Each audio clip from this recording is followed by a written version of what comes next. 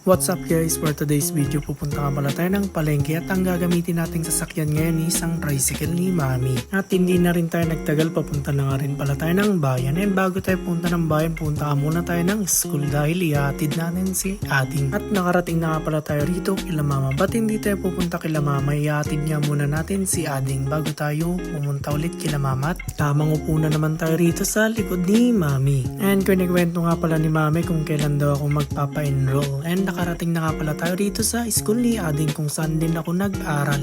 And nag-U-turn na nga pala kami dahil pupunta na rin kami sa bahay ni Mama dahil susunduin namin dahil siya ang kasama namin papuntang bayan. At tamang maneho na naman si Mami dyan habang ako nasa likod at di pinapayagan magmaneho dahil matulin daw akong magmaneho. At nakarating na nga pala tayo rito sa bahay nila Mama kung saan ako magbibihis at magsasapatos pa dahil andito pa yung mga ibang gamit ko. And live update na naman tayo, nakapagbihis na ako at nakaready na ako. And inutusan nga pala ako na isarado yung gate kasi nakalimutan naming isara at andyan nga pala yung ating mga sasakyan na naka-stack na naman. And ready na nga pala kami papuntang bayan, dumating din si Tito. At papunta na nga pala kami ng bayan at tamang upo na naman ako rito sa loob.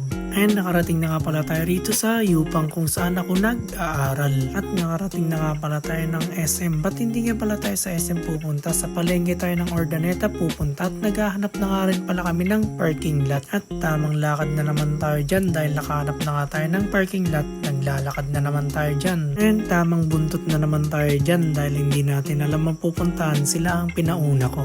And live update na naman tayo dyan. Sobrang init, buti na lang yung dalawa nakapag-jacket at tamang lakad na naman sila. And nakarating na nga pala kami kung saan pero ewan ko kung ano yung pinaghahanap nila. At nakarating na nga pala tayo rito sa Magic Mall. And buti na lang napunta kami dito sa may lilim. And nagtanong nga pala sila, ewan ko kung ano yung pinagtanungan nila. Ba't ako tamang lakad at tamang pasyal na naman tayo. And sabi nga nila pupunta nga pala kami ng RCS kaya dito na kami dumaan sa may isdaan. Baka may matipuan kaming maulam mamaya. And nakarating na nga pala tayo rito sa RCS kaya umakyat na nga pala kami. And live update na naman, bored na nga talaga ako. But ayos lang, at least nakapasyal ako. And wala nga palang tao rito sa RCS today kaya maluwag ang pila ngayon. At namili na nga pala kami ng bibilin namin. Number 1 dyan ang kape. Syempre hindi mawala yan eh. And syempre, hindi mawala ang tubig dyan to stay hydrated. At tamang pili na naman tayo dyan na makakain natin. And tamang pili na naman dyan habang ako naghihintay sa kanila dahil sobrang tagal nila.